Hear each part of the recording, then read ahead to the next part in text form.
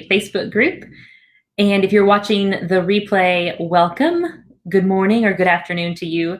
And we're going to wait till some friends join us. So if you are watching the replay, go ahead and skip to the 2-minute mark.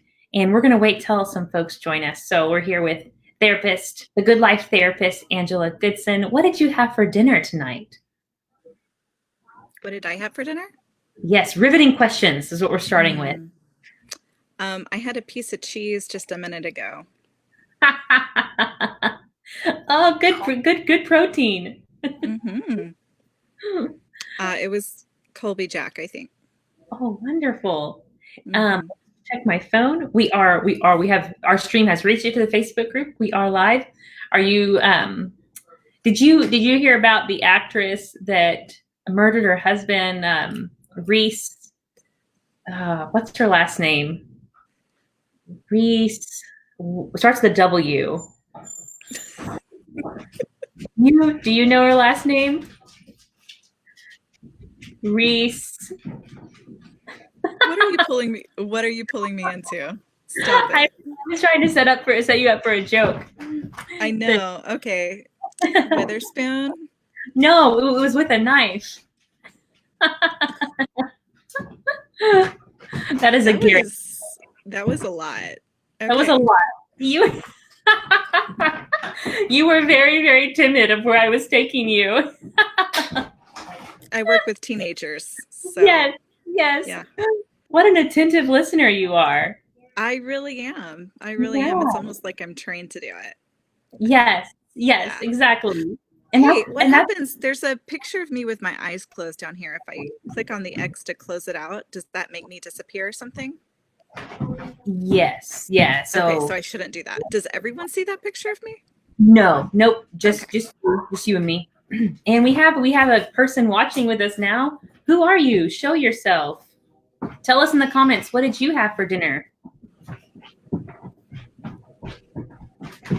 Let's see. We're so glad that you're watching. I'm trying to check on my phone to see who you are joining us for this live session over how couples can maintain peace during the quarantine. This is awesome. It won't show me who is joining us, but we're glad you're here.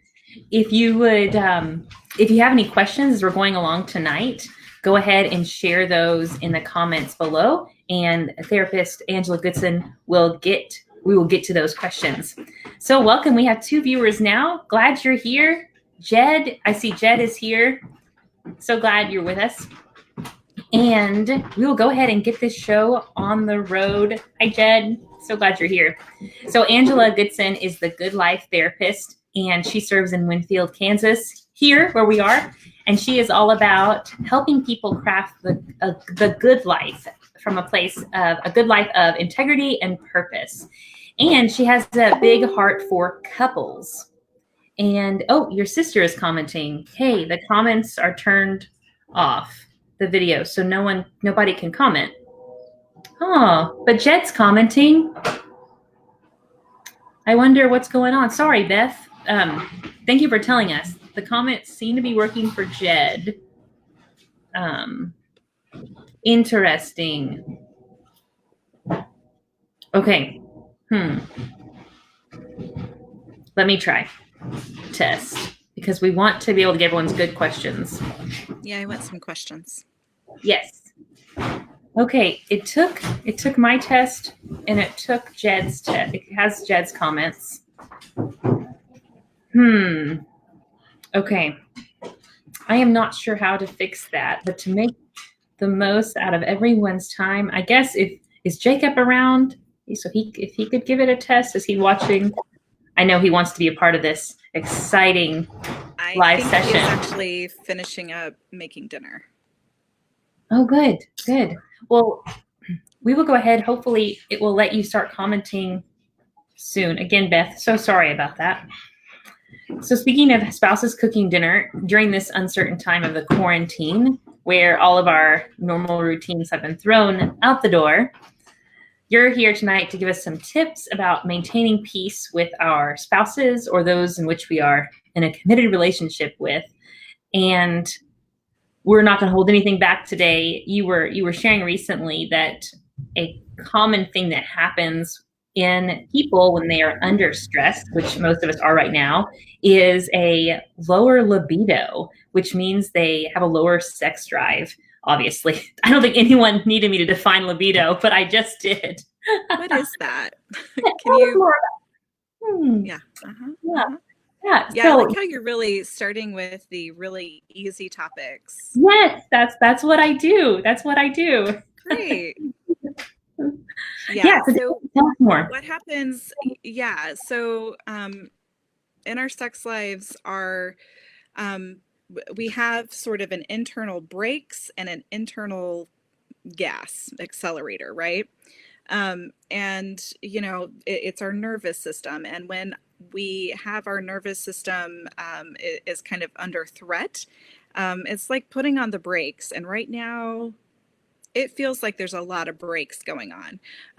There's a lot going on that is making us feel, i don't I don't want to speak for everyone.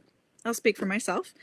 I sometimes feel pretty anxious about what's going on, pretty angry that I can't be where I want to be, that I'm having to change so many things. And with so much that's up in the air, that can kind of put our nervous system into a place where we're in that fight, flight, or freeze mode. And as that happens, some of the things that go along with that, we are not in a place where we're wanting to slow down and we feel safe enough to mate and digest and think about things. We're really more in a, I am going to get all of the things that I need to have safety for. That's what I need to be fighting for right now.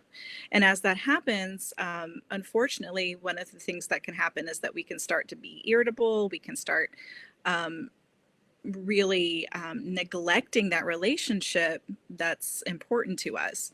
And so, really tuning in to how stress is impacting you is really important for your relationship.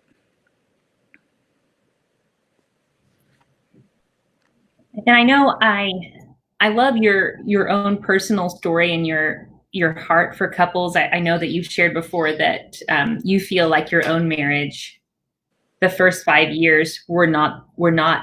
It was the marriage wasn't what it could have been, and you love helping couples really take their marriage to where it to reach its fullest potential. So as you meet with couples in this type of time, what other practical tips would you have for them about this subject of a mismatch in libido, a mixed match in desire? I'm using the right words. Um, I have a lot of thoughts more generally about it right now. Kind of my big, as I was thinking through, what is the least that you can do during this time period to kind of preserve your relationship? If nothing else, let's at least not make our relationships worse right now, because I think that that's something that when you get a lot of stress going in a relationship, and from my own experience, what you're talking about, those first 5 years were really rough, and part of that is because there was just a lot of stress. We were both in graduate school, we had kids right away, and we moved across the country from one graduate school to another. So doing all of that really added a whole lot of stress. And right now, that stress is, we're all kind of going through it.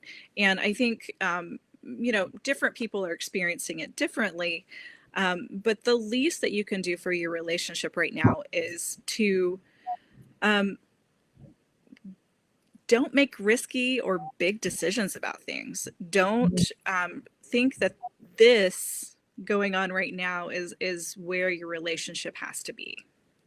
Mm-hmm. Um, it is difficult to be your best self in this kind of a situation. Um, and really, we're all going through some trauma and grief right now that is ongoing. And so, anytime I have a client coming in that's going through ongoing grief or ongoing difficult circumstances and adjustments, and they tell me, like, well, what I'm going to do is I am going to sell my house and I'm going to switch jobs and I'm going to buy a new car. It, oh, let's maybe take some time. That could be the right thing to do. But right now is not a great time to be thinking about, I need to end this relationship. Mhm. Mhm. Yeah. And I know when we were talking about this session in the 3 P's we've been talking about in this group are cultivating peace, patience, and productivity. And you laughed and said, well, you can just throw, when it comes to keeping peace in your marriage, you can just go ahead and throw productivity out the door, Yeah. out the window as well. So tell us more about that when it comes to your relationship and what's going on right now. Yeah. Productivity. If you are someone who really, some people have as a coping skill some high functioning anxiety where they're like, I'm going to get in there and do some stuff. But if we're talking about trying to really meet our relational goals right now, or if we're trying to, we are going to craft the best marriage ever in this quarantine, or I am going to complete my novel during this quarantine. It's possible that you can. What's a lot more likely, honestly, is that you're going to set up some expectations for yourself. And when you have to face the fact that right now you are probably in lots of stress cycles where you're going into fight, flight, or freeze over and over and over again. And that can make it where it's difficult to concentrate. It's difficult to be able to get much of that higher brain function that's needed for creativity and needed for really being our best selves. And so you're kind of setting up a battle with a lack of acceptance of yourself when you set your goals super duper high. Mm. And so if your goals are going to be extremely high for what you want to get done during quarantine, maybe rethink, maybe readjust, and practice some acceptance with yourself and some flexibility. Mm-hmm. We did have one question come in. Beth Jordan, should I cut my own bangs? Cutting your own bangs is a very is an example of one of those impulsive and risky decisions that you can make. Mm. And yeah, go on.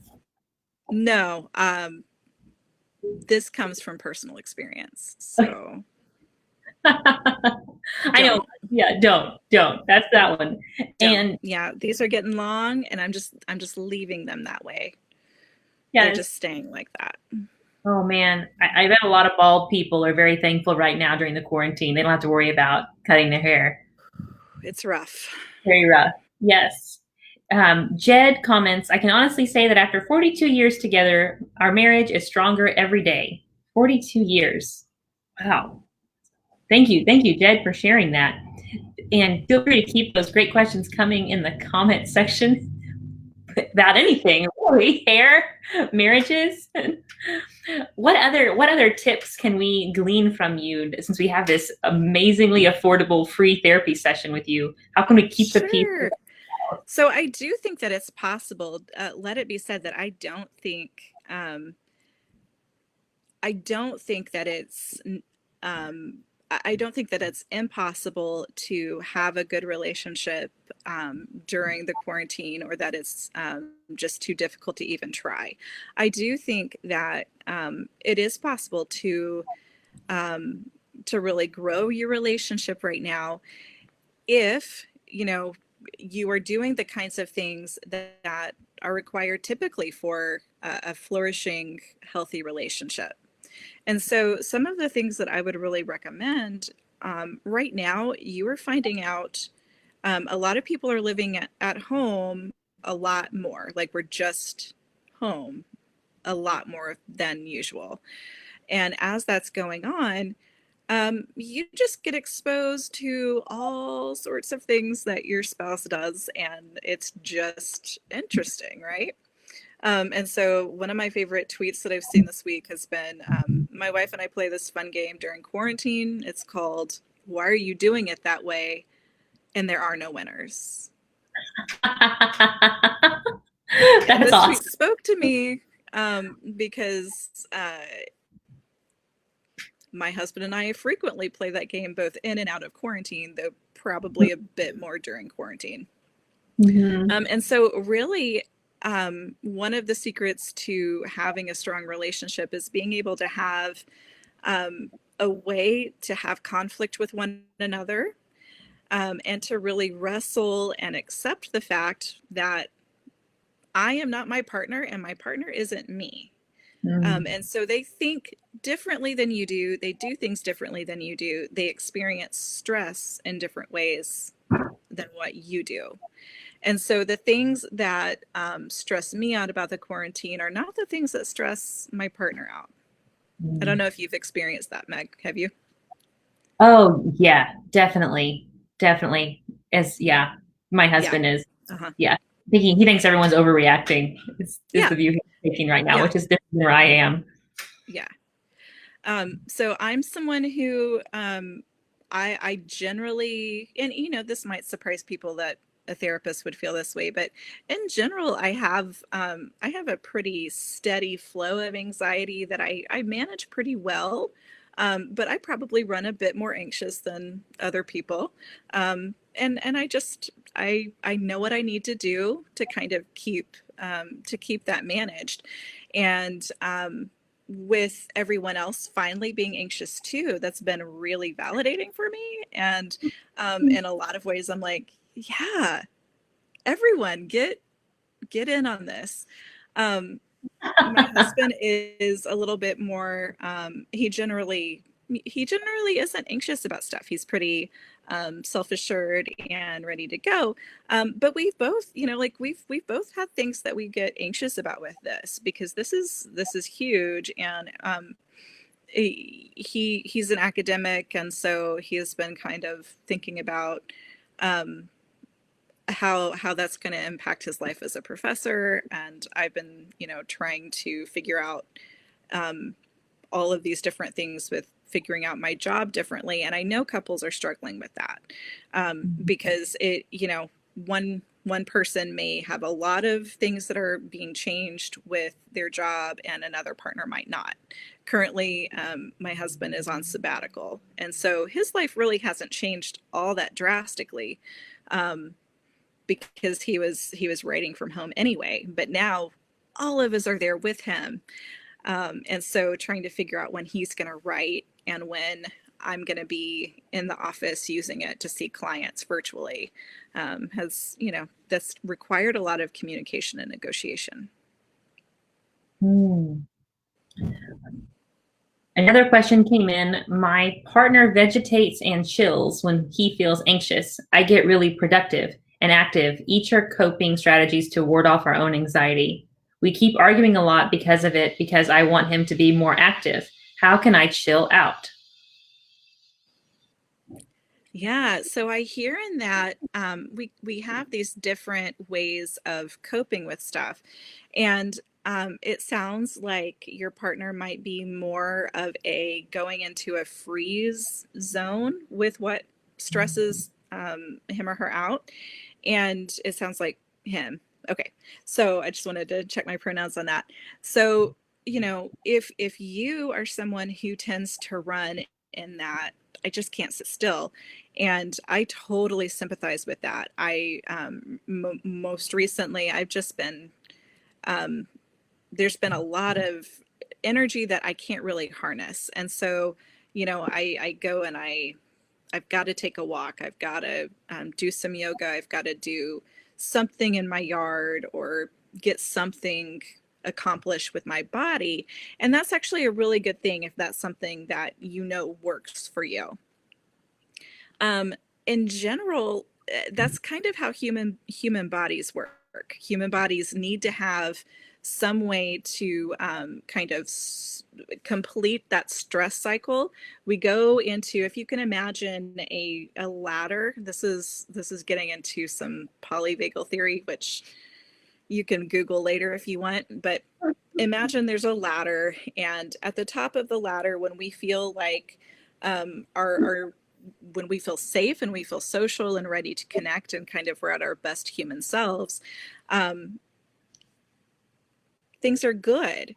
As we kind of move through um, different threats, when we feel threatened, we kind of fall into this middle zone on the ladder. Oop, I'll move my hands over here. We move into the middle zone on the ladder, which is a fight, flight, or flight mode. And that is really that stress and anxiety and anger kind of territory.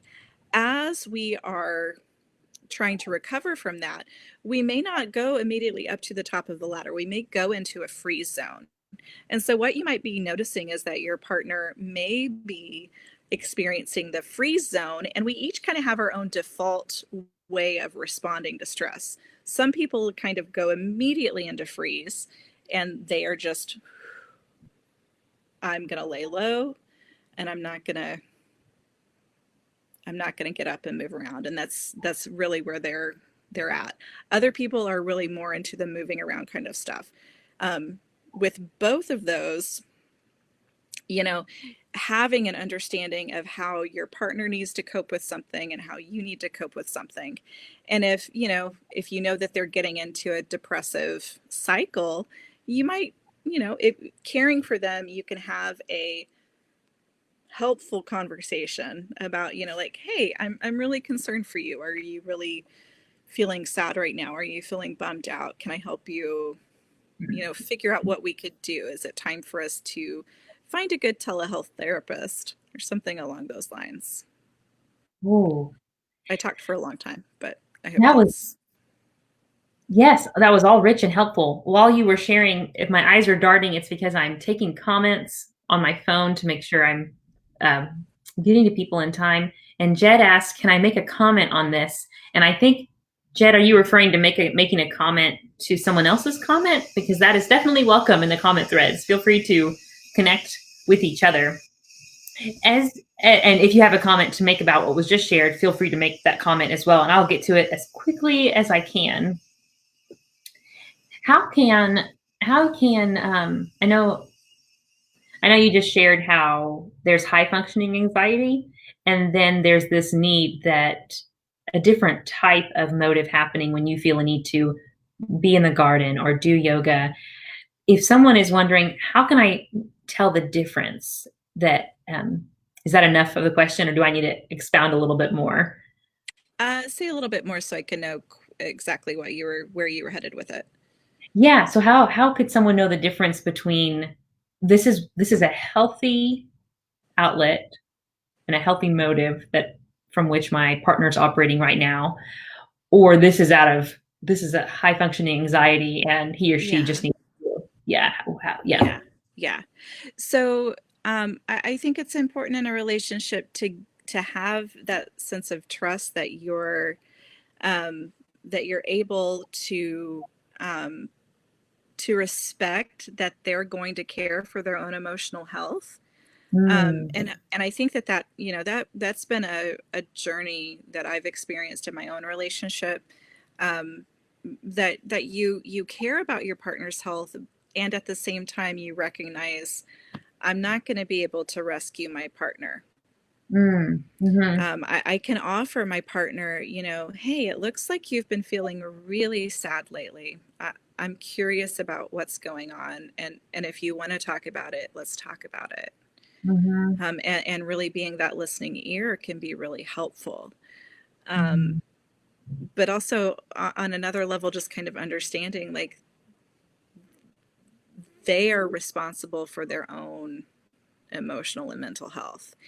mhm, Absolutely, we gather, and I of course we play off of other people's energies, and it can be really difficult when you have a chill, a freeze mode, and your partner has a fight or flight mode. And I can imagine it likely plays out in your conflict styles as well, because likely one partner will have kind of a stonewalling and escape kind of quality, and the other partner might have more of a let's figure this out, let's talk it out, let's do it. I'm And not so going to bed till my we talk other about big tip. Oh, I did you say joke. something, Meg? We're not going to bed till we talk about this. All of it. Did you lose me? No, Am I I do not frozen? hear you. Oh, that's weird. Very odd. Okay, keep talking. You talk. You talk. I am here. Can you hear me? Yes. Okay. So keep What do talking. you think I should do? Let me see. Let me see if folks can hear me. Keep talking, Angela. Okay, just commented. Thank you, friends, for the thank you for the patience with our Okay. technical difficulties. I'll keep talking. I can't hear Meg right now. So let's see. What can I talk about? One of the other least thing you can do, in addition to kind of delaying those really big decisions and not making them impulsively in a risky moment right now, is, you have to learn to take a break. If you are having a conflict with your partner, and you are getting into a place where you feel like you're not going to be able um, to figure out whatever is the conflict without becoming really emotionally flooded, having an awareness that you are going to be getting emotionally flooded, you can go ahead and take a timeout. That's a really important thing to do relationally. And one of the first things that I help couples learn how to do is to say to one another, I'm about to get flooded. It's time for me to take a timeout.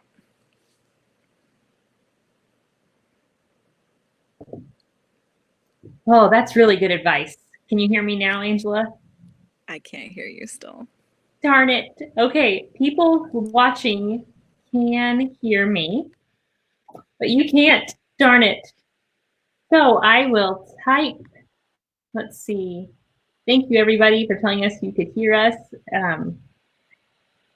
Let's see. We wanted to wrap this up in 30 minutes, so we have two minutes left with the Good Life therapist, Angela Goodson. So drop your questions. Drop your questions, final questions now, and I'm gonna text it. Yeah, and I will text Angela. Last question. Okay. Yay, Be Live, you're letting us down. I'm glad I'm paying for you on a monthly basis. Should have kept using the free version. Okay, last question, Angela. Okay. Last Is question. I'm gonna make it a good one. Make it a good one. Good lip reading. Okay, last one is,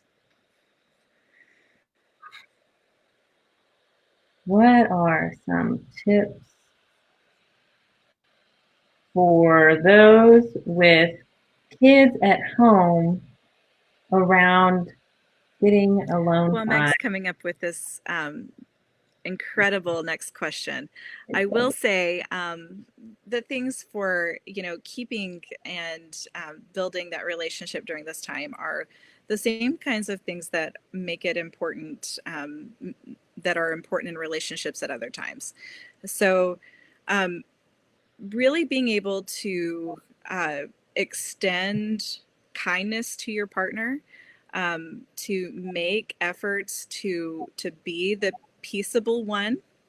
I think it's really easy to put blame on your partner, but to really take a moment and take responsibility for what it is that you may have contributed to the conflict or to the disagreement, and and really setting aside time where you can add to one another's emotional bank accounts. This is being able to have those times where you do activities together, that you really set time aside to do those things. My husband and I have been consistently having a date night on Wednesday nights. Wednesday, I don't know why.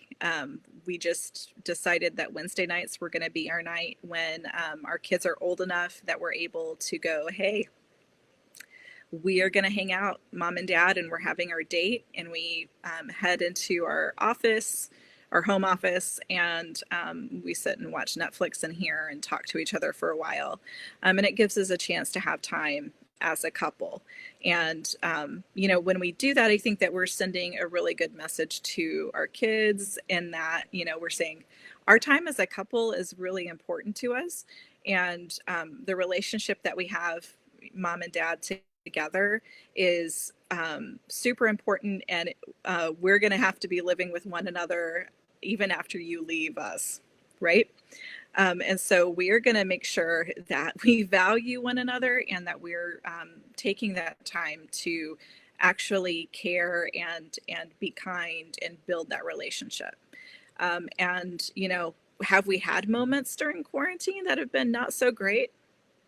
Yeah, we had one yesterday.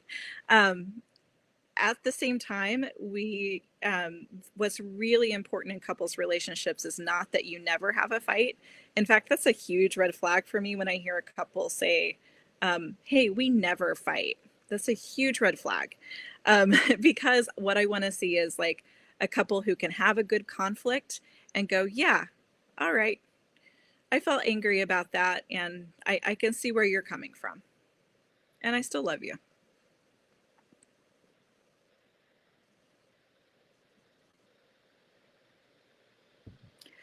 If you want to reach out to me, you can send me an email at agoodson@therapy-wellness.com. I'm going to put that in the comments, folks, so that you can get that. And agoodson@therapywellness.com. I think I got that right. Wellness.com. Perfection. And you answered the last question before I think you even saw my request for it. This idea of still getting time as a couple, even though we are stuck inside during the quarantine with our children. So a big thank you to Angela for her time tonight, the Good Life therapist. She's also a member of the group, so feel free to tag her in any comments or questions you have later. And we go live every Tuesday night at 7 Central Standard Time and every Sunday at 10 a.m. in this group to help you in this uncertain time cultivate whatever productivity looks like for you right now, and peace and patience. So tune in again Sunday morning at 10 a.m. Central Standard Time. And again, a big thank you to Angela. She is amazing, and she can't hear me complimenting her. I think that Meg is telling me thank you, and I can read lips a little bit. So thank you for having me, and this has been a pleasure. Thank you.